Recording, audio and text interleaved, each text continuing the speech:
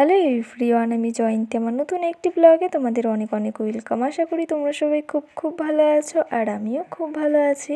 তো আজ হচ্ছে গিয়ে শুক্রবার, আর এখন বাজে সকাল 10টা। তো সকালবেলা উঠেই সমস্ত ঘরটা ঝাঁট দিয়ে নিয়েছি আর ফ্রেশ হয়ে নিয়েছি।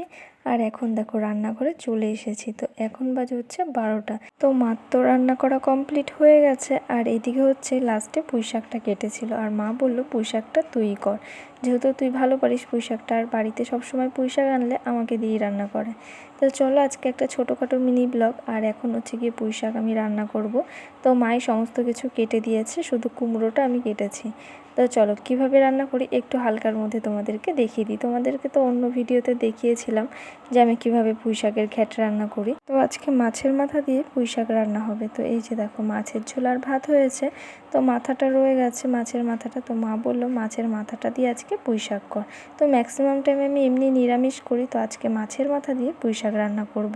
তো গরম তেলের মধ্যে দিয়ে দিলাম 5 ফোড়ন আর 2টো শুকনো লঙ্কা। আর এখানে হচ্ছে গিয়ে চাকচাক করে কাটা আছে হচ্ছে গিয়ে আলু আর হচ্ছে কুমড়ো। তো আলু আর কুমড়োটা একসাথে দিয়ে দিলাম। তারপরে একটু ভালো করে নেড়ে চেড়ে নেব, আর দিয়ে দেবো নুন হলুদ। তো নুন হলুদ দিয়ে ভালো করে নেড়ে চেড়ে নিয়ে সমস্ত শাকগুলো দিয়ে দেবো। আর আমাদের বাড়িতে না পুঁই শাক খেতে খুব ভালোবাসে, জানো তো। এই পুঁই শাকটা রান্না করেছি, তো সবাই এত ভালো খেয়েছে। তো সব সময় যখনই আর কি রান্না করি মনে হয় যেন কম হয়ে যায়। তো আজকে খাওয়ার পরে মাকে বলছিলাম যে আবারও হচ্ছে গিয়ে মাছের মাথা দিয়ে পুঁই শাক একদিন রান্না করব। তো সেদিন মার সাথে যখন বাজারে গেছিলাম, তো সেদিন টাটকা টাটকা পুঁই শাক উঠেছিল। তো মাকে বলেছিলাম নিতে, তো মা বললো অনেক বাজার হয়ে গেছে, আজকে আর পুঁই শাক নেবো না। তো সেই পুঁই শাক এনেছে আজকে সকালে। তো যাই হোক, সেটাই হচ্ছে গিয়ে এখন রান্না হচ্ছে। তো চলো এখানে হচ্ছে সমস্ত পুঁই শাকগুলো দিয়ে দিলাম, আর দিয়ে এখন ভালো করে হচ্ছে একটু ঢেকে দেবো। ঢেকে দেওয়ার পরে দেখো একটু ভালো করে এখন নেড়ে চেড়ে নেবো, কষিয়ে নেব। আর এখানে মাছের মাথাটা দিয়ে দিলাম, তারপর কিন্তু জল দিয়ে ঢাকা দিয়ে দিয়েছিলাম। আর পুঁই শাকটা পুরো রেডি হয়ে গেছে। দেখতে হয়তো ভালো লাগছে না, কিন্তু খেতে খুব সুন্দর হয়েছে।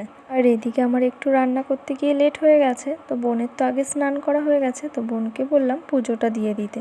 তো যাই হোক, এখানে তো বোন পুজোটা দিয়ে দিল, আর বোনের ভাতও এখানে বাড়া হয়ে গেছে। তো চলো 2 বোন মিলে পুঁই শাক দিয়ে এখন ভাতটা খেয়ে নিই। আর সাথে আছে মাছের ঝোল, আর নিয়ে নিয়েছি আমি 2 টুকরো লেবু, আর বোনকে দিয়েছি একটা লেবু।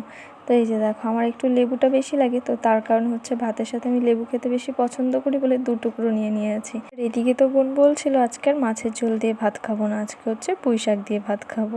তো যাই হোক, আজকে ওর খেয়ে একটু বেশি ভালো লেগেছে, তো তার কারণে পুঁই শাক দিয়ে খেতে চাইছিল। তো চলো খাওয়া দাওয়াটা কমপ্লিট করে নিই।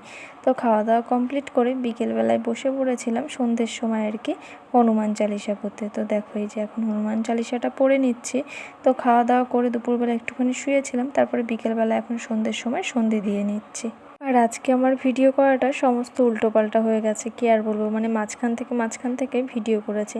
তো যাই হোক, তারপরে একটু সন্ধে দিয়ে রেডি হয়ে বেরিয়ে পড়েছিলাম একটু চাউমিন খাওয়ার উদ্দেশ্যে। তো এখানে হচ্ছে সন্ধ্যের সময় একটু খাওয়া দাওয়া করতে এসেছি। আজকে এসেছি যেখানে বিরিয়ানি খেতে এসেছিলাম 3 নম্বরে, তো সেখানেই কোনো মানে ডিসিশন ছিল না, হঠাৎ করেই চলে এসেছি।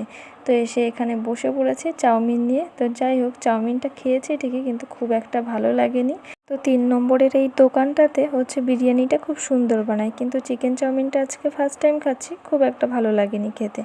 তো যাই হোক, এখানে এখন সন্ধ্যের টিফিনটা করে নিচ্ছি। আর আজকে কোথা থেকে ভিডিও করেছি অর্ধেক নিজে পরে ভিডিও এডিট করতে গিয়ে দেখলাম। তো যাই হোক, চলো আজকে একটা ছোটোখাটো মিনি ব্লগ ছিল। তো আজকের মিনি ব্লগটা এখানেই শেষ করছি। ব্লগটি ভালো লাগলে লাইক, কমেন্ট, শেয়ার আর সাবস্ক্রাইব করে দিও। সবাইকে টাটা।